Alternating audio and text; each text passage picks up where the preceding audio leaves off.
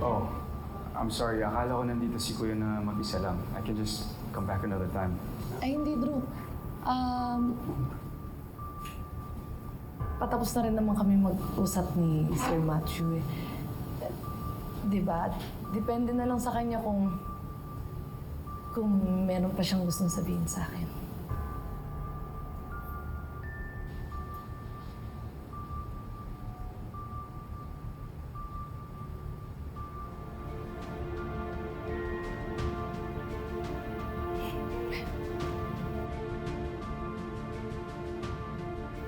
Alam ko na.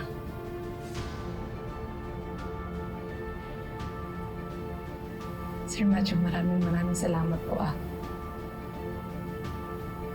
Mauna na po ako.